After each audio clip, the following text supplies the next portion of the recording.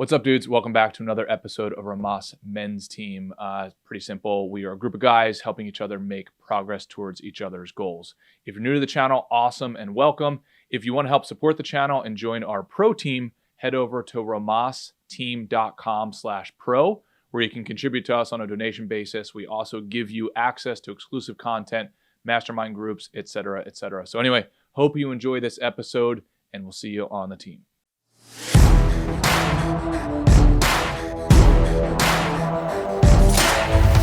What is up, dudes? Matt is currently, I think, in Utah.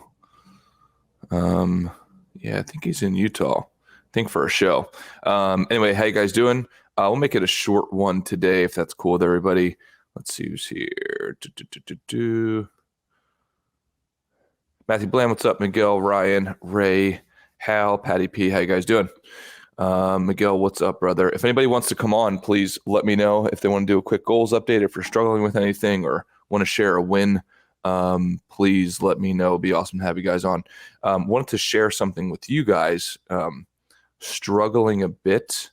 I've been running these classes, and we've kind of hit a huge goal recently in our finance business, which is being able to get into universities and have a bunch of investors come and learn. And it's been an awesome thing. So we got 30 people in a room last Saturday. We're going to have equivalent this Saturday. So that was like a huge win. And I'm just telling you guys this in case you're going through something similar. So like you keep on going after the North Star goal, keep on going after the North Star goal. And then you get like this good milestone. So then the goal after that is then to get them into the office and blah, blah, blah. So anyway, we have this huge class show up. Like I thought only 12 people would show up. We got more than double that. Then it's like all these signups for meetings. That's how we get our investors. So all these signups for meetings, and then the first two don't show up to the meetings. And it's just like, oh, fuck, man. Like, you know, you feel like you won, which we did, got a big win. And then realizing the game is not over, if that makes sense. So there's all different levels to whatever game you're playing. And then even after the first milestone, then there's a struggle with the next milestone. After that milestone, there's a struggle with the next milestone. And you just so want to quit. Like not that I want to quit, but it's like, oh shit, like it's a little bit of a bummer. But then I had a mentor tell me, he's like, look, just because you're struggling does not mean you're failing. And I was like, oh, shit, you're right.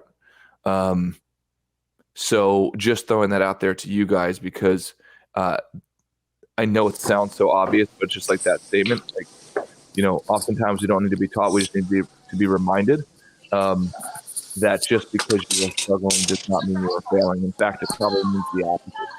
Mr. Ray, what's up, brother? What up, Wes? I had a similar journey this week where,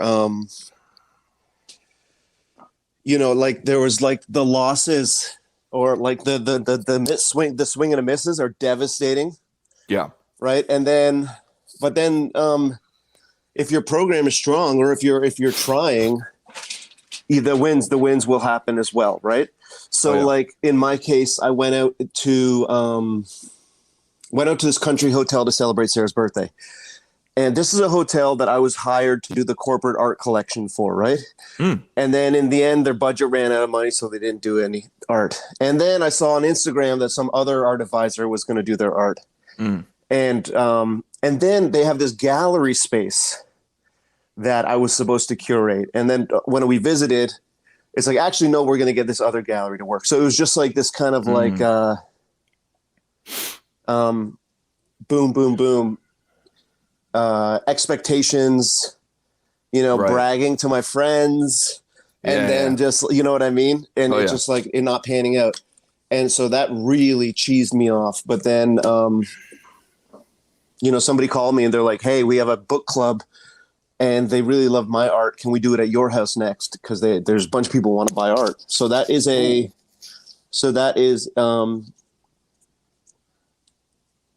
and then someone else called and said, hey, I want to show, like a former NFL player who's now an artist. He's like, I want you to exhibit some of my art. And then someone else called and they're like, hey, I have this thing I want to sell. So it's like,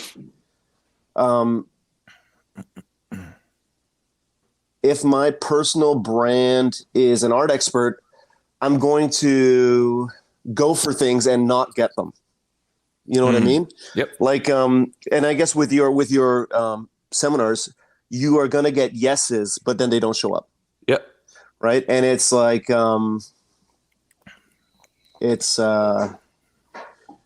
yeah, it requires kind of like emotional resilience. Without a doubt. Right. To not define yourself by those experiences. Right. Oh, absolutely. Yeah. I mean, and I think you have to go through enough cycles, and this is how fragile the human brain can be. Mm-hmm. You know, is that you can go, I've been through thousands of cycles at this point, like literally thousands of cycles, let's say with client acquisition. But just when it's a slightly new version of the thing, because I know how sensitive sales funnels are. Like it's like, you know, all the sales funnel could be exactly the same. If you just change the geography, it makes it different, right? If I do the same thing in Philadelphia, I can't do that out here necessarily. I can't make that assumption. So it could be or weekend, exactly weekday, exactly. Like all the millions of things you can picture that are not in your control. Oh yeah, 100%. Right. So you would think that the human brain would be like, oh, like we've done this before. We've done it out in Ohio. We've done it out in blah, blah, blah. We've done it out in here. And we did this with dinner seminars, or we did it. And so now you just tweak those tiny little things. And I know intellectually that it's just the name of the game, that it's just a ratio. But because it's a slightly new sales funnel, it's a slightly new thing. My brain says like, oh, like you're going to fail this time. Right. You know, like, congratulations, you did great, but it's going to blow the fuck up. Like that's the default thing. And then I have to remind myself intellectually and talk to guys like you and the team and Matt and so on. Just like, yo, give a little check-in, like, yeah, just shut the fuck up, keep going, you know? So I usually use because I'm so gay. I usually use the metaphor of an actor, right, where he just has to keep on going on auditions. Yep. And Tom Hanks or whoever, gets rejected for 9 roles out of 10, and we call him like a success, right? Oh yeah. Or in baseball, like I remember the Ken Burns documentary about baseball. It's like the ones who we say were the greatest to ever play the game, fail 7 times out of 10 at bats. Yep. Right. Yeah, it's pretty crazy. So, dude, what's the check-in for you, man? Well, I was talking to, I like that we're on career, and like I was talking to one of the dogs this morning who had a job interview, and I was thinking like, oh, we should like do a learning segment about mastering job interview segment, skills. But like what we actually ended up doing is just we did the scorecard, cool. Learning segment about like sense of self, chugging water, exercise, meditation. And because that is actually probably the best preparation to zen you out for a job interview. Right. Yep. And I would like for him so he does not have a job and he's applying for jobs. And it's like, again, like baseball, like auditioning, you know how demoralizing it is to like not to apply for a job and then not even have the dignity of a no, right? Like, not even acknowledging your existence, right? Oh yeah, yeah. Totally. And so I don't know, like, if you don't mind, I would love for you and Matt to have a little chat with this dog at some point. Yeah, totally. Just to like, just a quick, like, just a coaching session or something. You know what I mean? And so, like, for example, what would you say to the dogs out there who are applying for jobs and like just either facing rejection or facing no answer, like, and it doesn't have to be, I'm sure your advice will not just apply to jobs, but more broadly. Yeah, totally. Well, I think, what's the game? For jobs. Yeah. I think it's actually analyzing the pre-game prior to the game. I think this is where a lot of people go wrong with a lot of things. They don't realize that they're coming in. They think they're analyzing step 1, but they're not. So for instance, with jobs, a perfect example is like the methodology through which you're applying.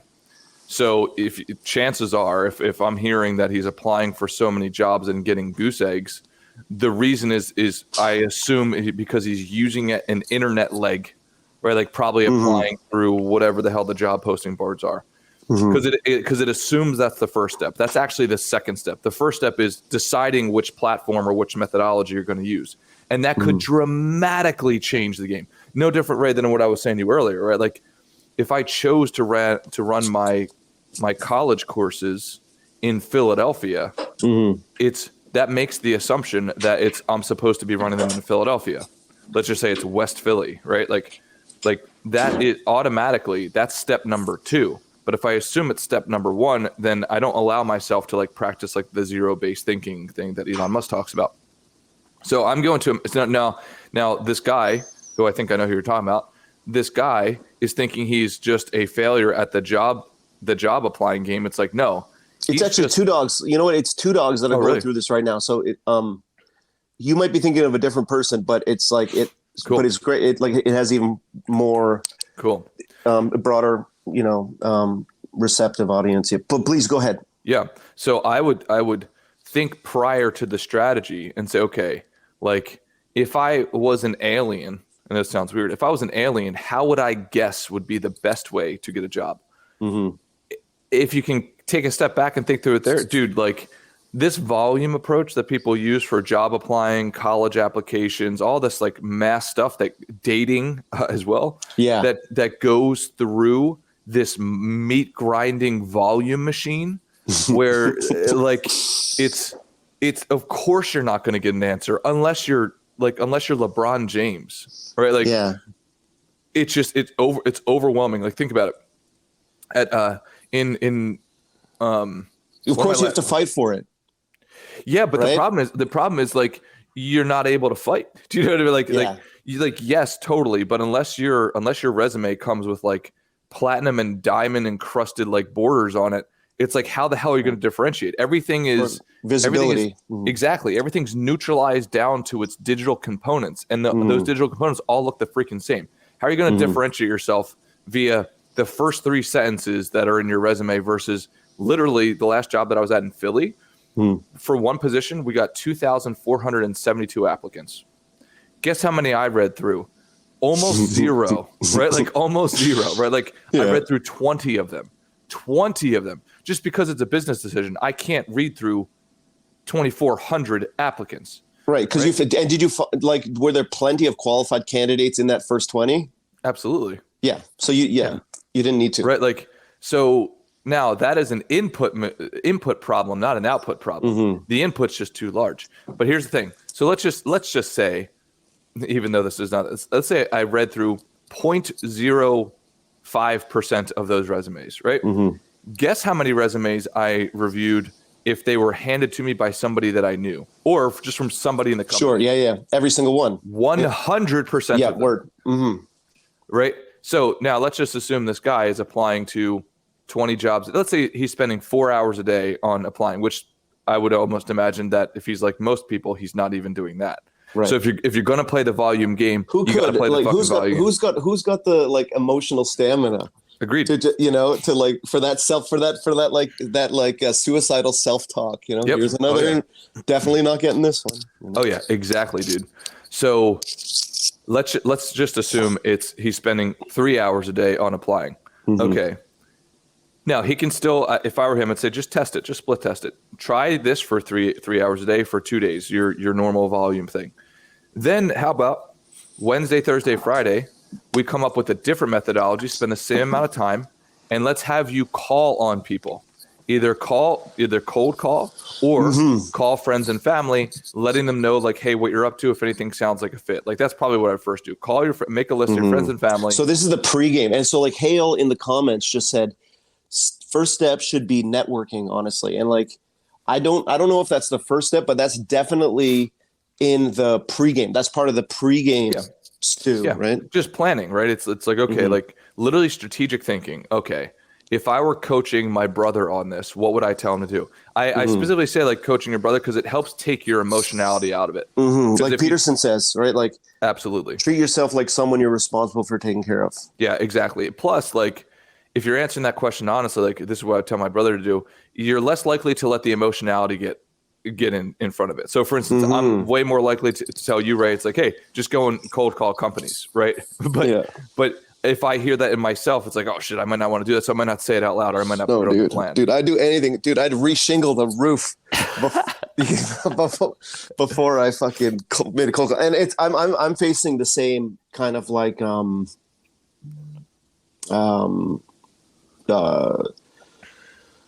obstacle course as these guys, right? Because it's and so like so another way I was thinking of it in my mind while you were saying that, it's like, if you were to reverse engineer from like you got the job, right? You wouldn't reverse engineer back to like interviewing. You would reverse engineer way back, right? Yep. Like so tell me about this pregame. Okay, so it's first coming up with a strategy and then coming up with different legs of the strategy. So the moral of this particular facet of the story is, if you want to catch fish, you do not go to the pond where every single fisherman is fishing, right? You could win, sure.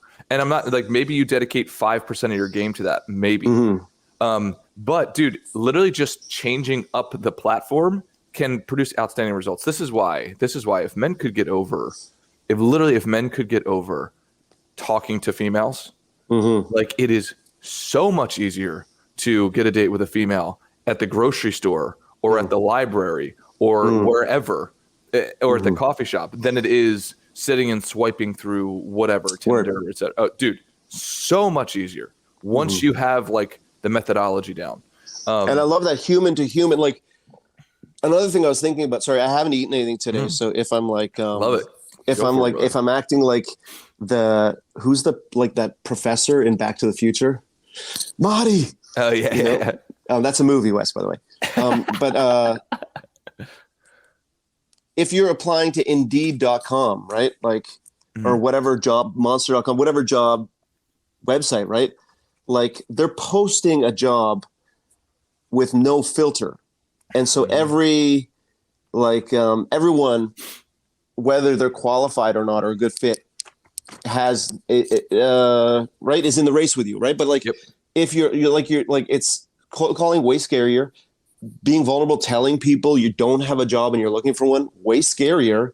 But if that person tells you about an opportunity, you're already vetted for the job, right? Like, they wouldn't they post a job on Indeed.com, they don't care who looks at it.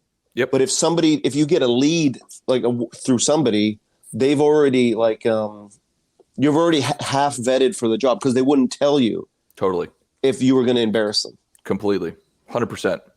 So literally, so that now, like, there's even a game prior to that. My prerequisite question to this person would be like, okay, are you skilled? Right, and like literally, are you skilled? And if it's okay if you're not, but it's like, okay, so then what are you doing to get skilled? And judge your skill like a brother would judge a brother. It's like, okay, on a scale of 0 to 10, how skilled is Ray at this thing? Maybe he's just not good enough now. And of course, it's okay if the answer is no. Hell yeah. Because are you working on your skills? Yeah. Are you working on any skills? All the time. Exactly. Like your success does not exclude you from improving your skills. So like, it's not like, it doesn't have to even be like, are you skilled? It's like, like, have you sharpened the skills? Are you sharpening the skills required? Are you sharpening the required skills? So you even like, so like and then so you can move back, even like you have to identify what are the skills. Exactly.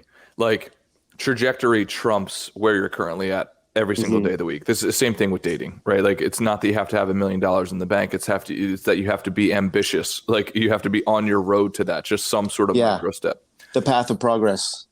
Exactly. 100%.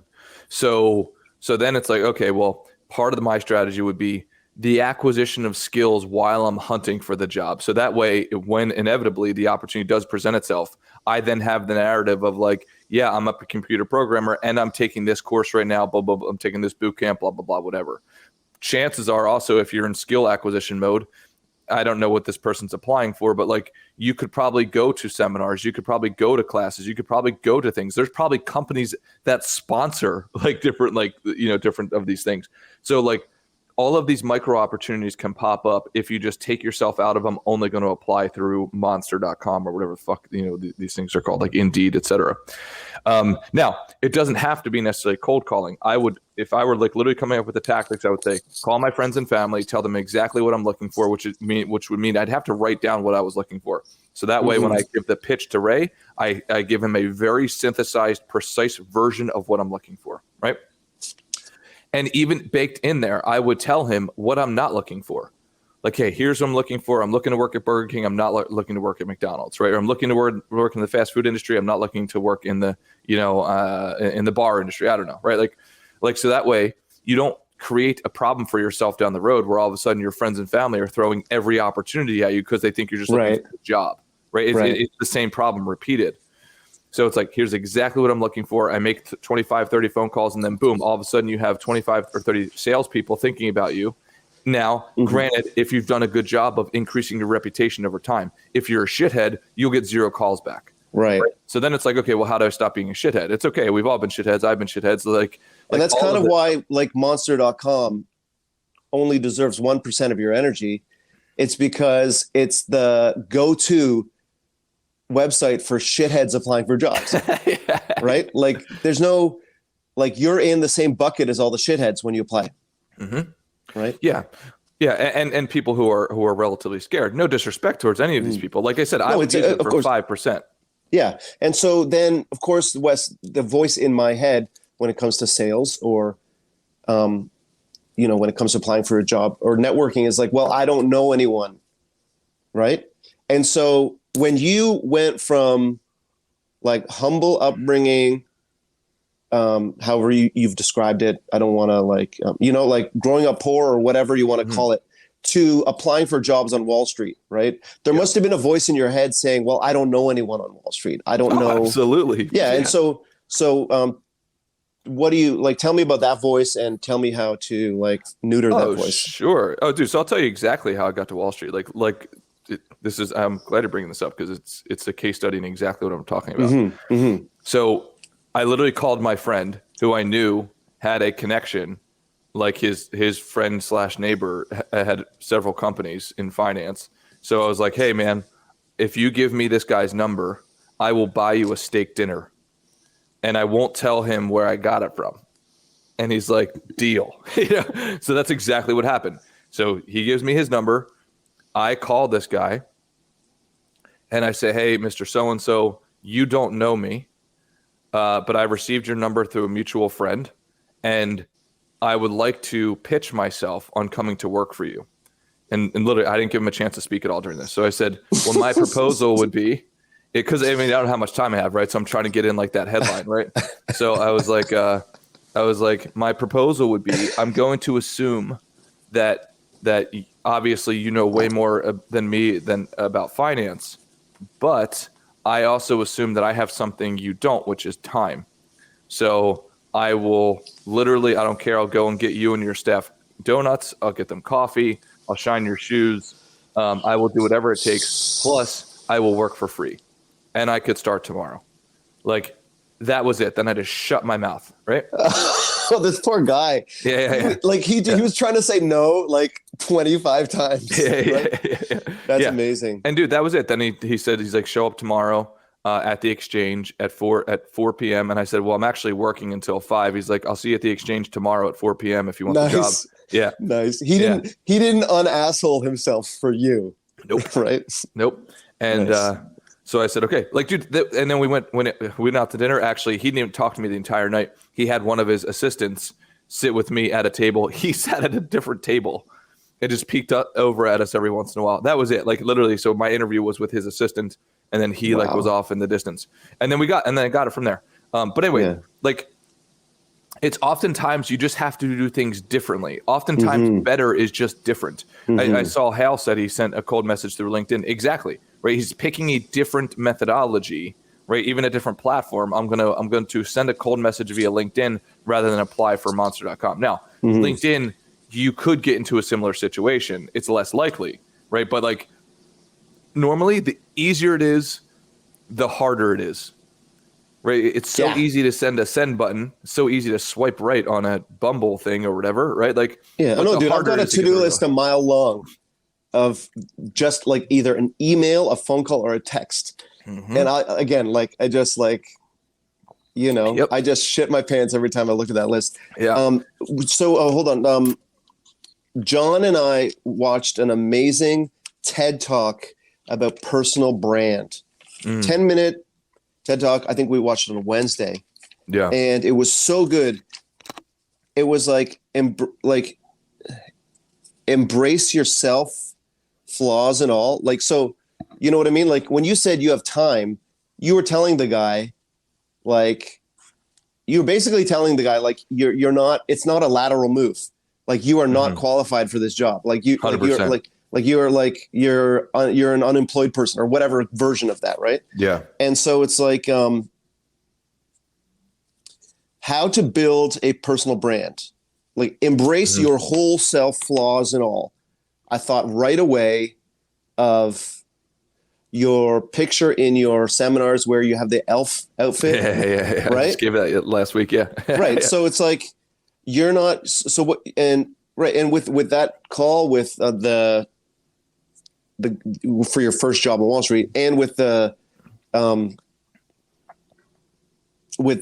picture, you're like, you're embracing your whole self. You're presenting your whole self. Like, I'm not Superman.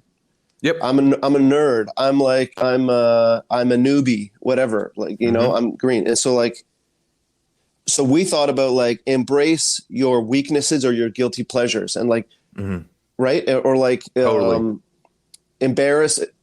otherwise embarrassing things that actually show you're fearless or Without doubt. Yeah. Or without actually, doubt. And so like, yeah, with the photo and with that cold call. And this is what makes people in AA so powerful. Yeah. The vulnerability. They come right out and like, if you're, I've talked to many people in AA and literally what's one of the first things they tell you, like, it's like, I'm an addict, even if they haven't drank or done drugs in a decade, but they, what does Brene Brown say? They eliminate the shame because they shine light on it. Right. And then the next one is like, so embrace your whole self, flaws and all. Your personal brand isn't like, I'm the best, look at my Rolex watch. It's like, it's embracing yourself, flaws and all, communicating your whole self, flaws and all. The next step in this, and I like, if you guys look up TED Talk, personal brand, it is an amazing 10-minute,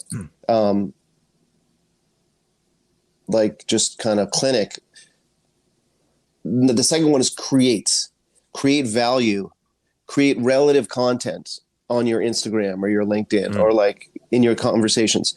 And of course, like that's something you talk about all the time, right? It's like, create value, don't provide value, don't provide 9 to 5. Yeah. Right? Yeah. Your asks should be in an asymmetrical ratio to your value production. So it's like 90-10, like I've said, my payback ratio is create 90% of 90% of your time should be spent on creation of value, 10% on asking for the transaction. Right. And then I think something he said or something John and I discussed is don't ask for help, ask for advice. Now, like with your first job on Wall Street, you asked for help, not advice, right? Like you were pitching yourself. Yeah. Oh yeah. But what do you think of the don't ask for help, ask for advice? So for example, if one of the dogs comes to you and says, I need help getting a job, as opposed to they come to you and say, can I get your advice on? Yeah. Well, I think it's a good point. I think in that sequence, you're more likely to get a favorable outcome. So for instance, if you're asking for advice, I don't feel pressure to give you a job. Yes. But there's an opening to give you a job. Like if I have a job opening, right? So I'm much more likely to be transparent with you on the advice. And then it's like, oh shit, I actually have a job open to the office. Maybe like that. Versus if you come and ask for a job, it's like, I'm probably going to try to like maneuver my way out Right. of it real quick if I don't think you're a good candidate, and therefore you won't get my advice. And I guess so the ask for advice, actually, we can link that to the networking part, right? Where it's like you're asking for advice you're signaling that you're looking for work, right? Like, so when you say go to your friends and family and alert them that you are looking for work, seeking advice is the same thing. Yeah, exactly. You're showing up to the cocktail party without a wedding ring and your cleavage showing. Like, it's like that's a way of well, assuming you're not married, right? Like, it's like you're showcasing that you're single without like asking every single person at the cocktail party, out on a date. Or you're like you're vacuuming all the single guys, Yeah, exactly. without telling them you're single. Yeah, right? yeah, dude. Like, I am such a big fan of planting seeds of attraction rather than just begging across the board. Mm-hmm. Like, and don't get me wrong, I've begged plenty of times in my life. Like, I've done the cold calling thing, I've done all of that stuff. But even within that, right, it's like, even when you're doing that, your goal should be to switch the power dynamic as quickly as possible to where you are trying to attract rather than just trying to beg and get lucky. Right. Like in the Sandler sales course that I'm taking, something interesting last week was like, the answer you want is a yes. The second best answer is a no. What's worse than that is a maybe, because a maybe you don't know whether you should end the discussion and focus on another prospect, right? So you don't know if you're just chewing up time. And so,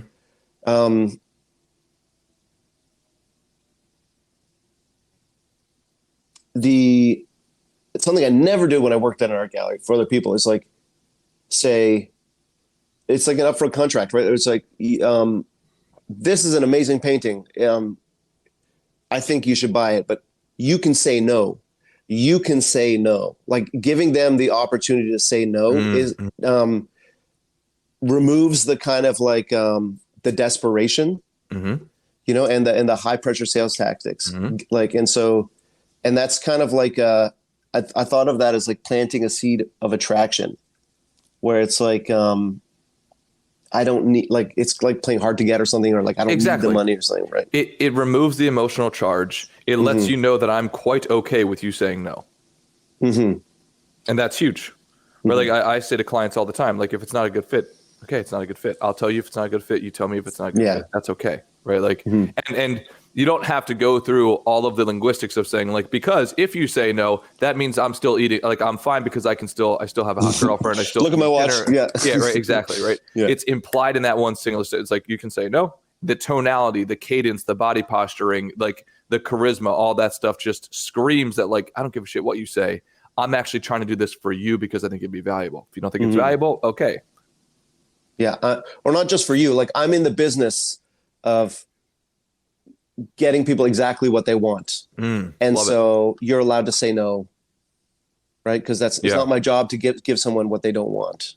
What have you learned so far about relationship dynamics, whether it be sales dynamics or whatever? It's just relationship communication and influence. What have you learned so far from Sandler?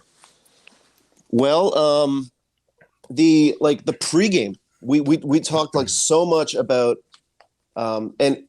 well, first of all, when I did my intake interview with them, and I talked about the Rhomas program, he said, like, you're gonna do great at this sales, because it's like the first session was all about like your batting average. BAT stands for behavior, attitude, and technique, right? So that's a triangle: behavior, attitude, technique. Technique is what they're going to teach me, right? But that's only 1/3 of the triangle.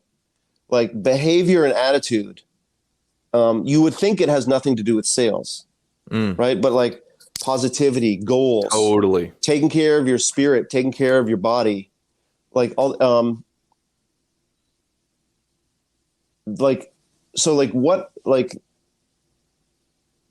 so that's something I learned, where the BAT success triangle, two of the corners we're already doing.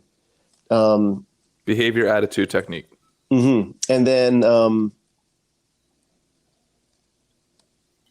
and it's like you can go to Sandler Sales and master the sales funnel or whatever. But without the behavior, which is getting up and doing it, no matter how many times you get rejected, or the attitude, which is like, without those two, the technique is worthless. Absolutely. 100%. 100%. Dude, I can tell you that, I pitch multiple times a week, and sometimes when my conversion's down, I notice it's purely my attitude. Like, I'm not going in with a sense of gratitude. I'm not going in with a sense of euphoria and optimism and excitement and enthusiasm. And it's like, oh, that's what the problem was. To the point literally where I have it on my sales, on my sales presentation now, like the prerequisite is like, bring a positive mental energy, like for sure. Dude, I love that you're in the Sandler sales training. For all the guys listening, like, if there's something that you're lacking, a skill set that you're lacking, because I think of a man is like his muscle comes from skill. So if there's an area where you're lacking, whether it be relationships, career, doesn't matter, like go and sign up for a course. Try to find the best course, because if you're going to spend hours on something, you might as well spend it on a very good thing. Pay the premium for it, assuming you can afford it, wherever that intersection is of like what you can afford and the best of the thing. Go and literally commit to multiple times a year taking those courses. So be a changed human because of it, guaranteed. Yeah, so like I guess if the game is interviewing or dating or sales, there's the pregame, but then like what you talked about is the definition stage, right? Which comes even before. Like, what are you looking for? What are you not looking for? I wanna slay at sales through my own art gallery. Define what are you looking for? Define what the skills are. I need business skills. So then we move to the pregame, which is getting that training, right? And the networking. Another one of the dogs who is in the job process, like he said, I didn't even ask him about the gaps in his resume. Like how we're afraid of like if there's been a year since our last job or 2 years or 5 years in my case. He said, if I tell them I've been doing this, maybe you don't want to use the word men's group for whatever reason, but like if I've been doing this success group, where we exercise, we meditate, we do goal review, we do an act of love. I've been doing that every day since my last job. He's like, that is a bulletproof answer. Totally. And it never occurred to me that like, to use Rhomas in a job interview setting. Oh, without a doubt. You can say, and especially if he's interviewing with a man, you say, I'm part of a men's goals group. I've been doing it every single day. Like I could show you my scorecard. Absolutely. Absolutely. What are they looking for? They're looking for somebody who's ambitious. They're looking for somebody who can get the job done. They're looking for somebody who has a positive mental attitude. They're looking for somebody who shows commitment. Who gets up and does the same thing every day, whether he's in the mood or not. Exactly. 100%. Who develops his own skills, who like improves, who sharpens his sword. Now, and it's same with dating. Like even in dating, I think, now, I don't know why I would be reluctant to use the word men's group, but you know what I mean? Like, I guess the wrong person might interpret it the wrong way. Yeah. Just don't tell a woman that. Right. But in dating you could though. Oh, I do all the time. Right? I don't give a shit. Like I use the exact words that I want to use unless I've noticed the market is like confirming that it's somehow derogatory. Right. I use the exact words. It's very important to me to filter out people who I don't want to be associated with. So like when I start skewing my language, like now granted, I'm not being reckless with my words. Yeah. But like if somebody gets offended by me, I guess it's a signal to yourself that if you're skewing your language, you're like, you got to ask yourself, am I being inauthentic? Why am I being inauthentic? Is this a good fit? If I have to skew my language, is this a good fit? Exactly. Right. Totally. So like, Gunther, that's a great comment as well. Yeah. I mean, I use men's group all the time. I tell people on a weekly basis that I'm in a men's group. And so you're applying for this job, and what's this men's group about? It's about becoming a stud. Yeah. Great. Okay. Let's get you. Let's take your picture for the ID badge. I also think that probably the secondary component of this is like most people are really bad at interviews. Like, it's okay. So that's the game part, right? Then now we're at the game part. Yeah. Where it's interview skills, which are skills unto themselves. And dude. It's not just like, are you funny? Are you personable? Oh, yeah. Yeah. Now, most people are really bad at interviews.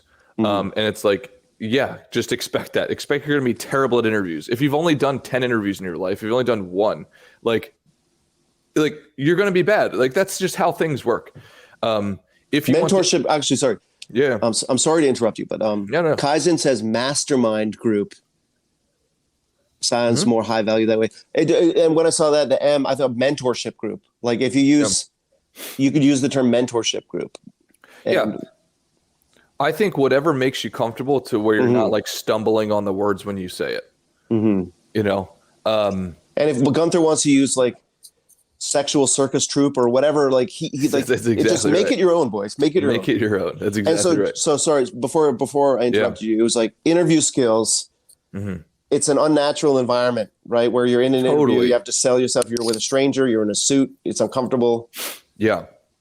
Yeah. So what I have found in everything, like Matt's stand-up comedy, my sales pitches, my interviews, like all this stuff, dude, if you can get committed to copywriting, like actually and physically writing out or physically typing out the actual words, not bullet points, the actual words, and then commit to rewriting it, I have found that to be the superpower of like all time. Like, but the problem is very few people will do it because it's so freaking tedious, like tedious. So if you can go on interviews and simultaneously in between interviews or prior to those interviews, write out what are the potential questions and then literally write out your answers. Yeah. And then read it, review it. It's like, okay, where can I tweak it here, tweak it here, tweak it here. Dude. Again, Wes, this is, something that's so easy to do that nobody does it, right? Oh yeah. Another thing that's easy to do that I never like. I got a job coach or whatever, like a career coach, and what we did before a job interview is we did a mock interview where he recorded me, and he played it back to me, and it is like 10 times worse even than when you hear your own voice on a voicemail and it's high and squeaky, like. Every single answer I started with so. So ask me a job interview question. What are your weaknesses? So I'm a slow typer. And ask me another question. What are your strengths? So I get up every morning, and so I'm talking like I counted 60 or 65 so's. What do you think the job interview HR person is going to remember from that interview? Oh, exactly. My high school, my college. No, Mr. So. Completely true. So and you would see that in a document, right? You would see that. Wes, if you just like you recorded yourself on your iPhone doing a job interview, like totally. Again, easy to do. Nobody does it. I haven't done it since. Agree. It was so humiliating. Like, oh yeah, dude. If you do that, and like, we don't want to make the list of things 65 items long. If you do just what Ray and I have been talking about, it's not a matter of if, it is for sure a matter of when you will get the job, right? Like there's, it's just not possible, right? It's just not possible not to get whatever, like you'll be able to get the job that's probably one punch above your weight class, maybe not three, because you shouldn't be getting a job that's 3 weight classes above you. You should not be piloting that 747. Yeah, exactly. Not right? yet. Like there's like, so Kaizen, don't do that. Stick to the drones. One thing at a time, bud. So, dude, there is nothing like reaping the rewards of success because you've earned it, not because you tricked somebody. Yeah, exactly. Like, good luck getting the super hot girl when you don't deserve her, because guess what? She's going to break up with you two weeks from now, right? Because she was drunk when she said yes, right? Like, so how about this? How about you get your body in shape, how you get your mentality in, like all of these things, you get them aligned. So that way, define what you're looking for. So that someone asks, so when someone asks, you can actually say it. Right. Yeah, exactly. Earn it, skills training,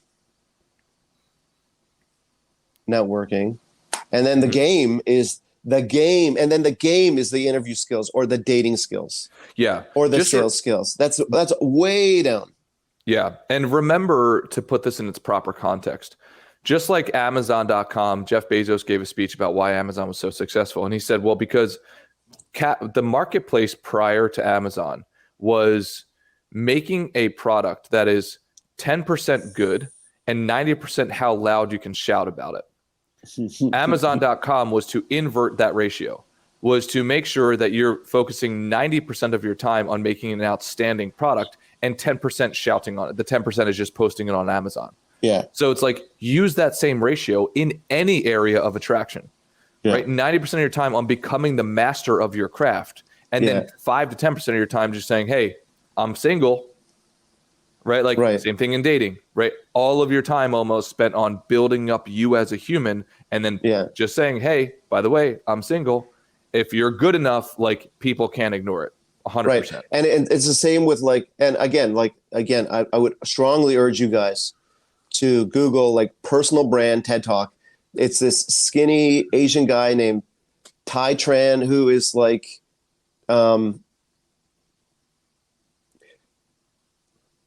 he said like he dreamed of working at places like Microsoft, Apple, or the Google. Like he was so like he was so bad at English, you know. But but his commitment to like everything we talked about, to skills development, to going for it, to like embracing his immigrant story and his inauthentic and his, you know, like not as a flaw but as a strength. Is that guy? You know? Shit. Yes. Yeah, that's definitely how you spell it. And it's designing the a purposeful personal brand from zero to infinity. Tai Tran. How many minutes is that one? 10 minutes. Yeah, dude, game changer.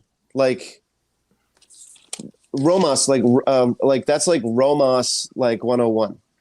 Hell yeah. Know? Be authentic. Embrace yourself, flaws and all. Create value. You know, like. So I was hired to do this job, I was hired to do this art collection for this hotel because I'm friends and cousins through marriage with the owners of the hotel. Didn't go anywhere. But my personal brand of just posting every time I go to an art gallery or posting every time at an art show on Instagram gets me the calls because I'm an art expert. Exactly. You know? Which is and so like getting the job because I've been like I got clients from working on my personal brand. You know, the job 100%. I was supposed to get because through my cousins fell through. Yep. Love it. Fucking perfect, dude. All right, Mr. Ray, I got to get running to start to get ready for the day and for the meetings. Anything else, dude, real quick? No, just Wes, I appreciate you taking the time to, you know, mentor us. Oh, dude. You know, like this stuff, again, I'm not looking for a job. Yeah. One of the other dogs is, but I talked the whole time about how this applies to me. Dude, you know, yeah, I appreciate the compliment, but it's, like we said before, it's a circle, not a triangle. Like we're all helping each other. So let's keep fucking doing it, man. Hell yes. Yeah. You guys have an awesome weekend. And Ray, thank you for being inspiring to me. Cause literally like, I'm like, oh, son of a bitch, he's doing the Sandler sales training. Like what, I have a gap. Like I need a sales coach. Like, you know, so it's like we're all pushing each other. Let's go. All right, dudes. Later.